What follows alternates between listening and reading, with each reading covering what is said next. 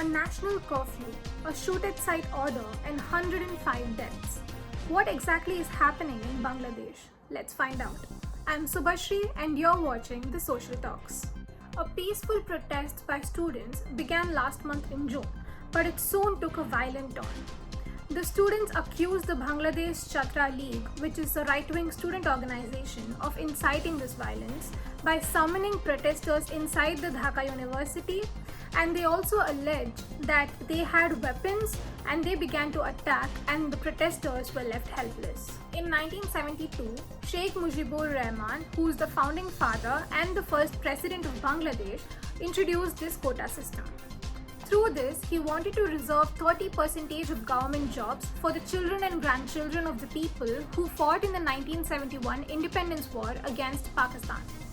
But in 2018, many students signed petition and protested for this very quota to be abolished. After months of demonstrations, it was finally abolished by the Prime Minister Sheikh Hasina. But last month in June in 2023, the court declared that removing this quota was illegal and thus it reinstated the 30% reservation, and this was what triggered the ongoing student-led protest. The protest has taken a violent turn, killing almost 150 people, and the protesters also stormed a prison in Narsingidi, setting fire to it and freeing almost 100 prisoners. The military has been deployed and the nation is at a state of near total internet blackout. The general public is confused as to the need of such a heavy crackdown for what was only a peaceful protest in the beginning. It is also to be mentioned that this is no longer a protest only by students. The general public have also joined in on this movement. This is because of high food prices, unemployment prices, and economic turmoil, and the people are expressing their anger through this movement.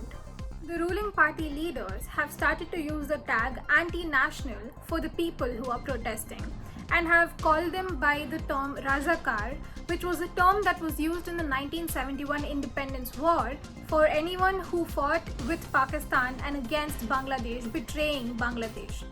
The students, obviously triggered by this statement, have started using it as a slogan in their protest by sarcastically referring to themselves as Razakar and calling the Prime Minister a dictator. Another major point to note is that the student protesters have clearly stated that they are not against the reservation system in itself, but only want the 30% reservation to be removed.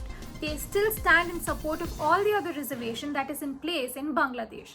This includes 10% reservation for backward districts, 10% quota for women, 5% reservation for minorities, and 1% reservation for people with physical disabilities.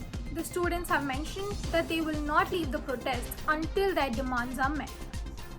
To know if the government does anything to rectify the situation, stay tuned to The Social Talks.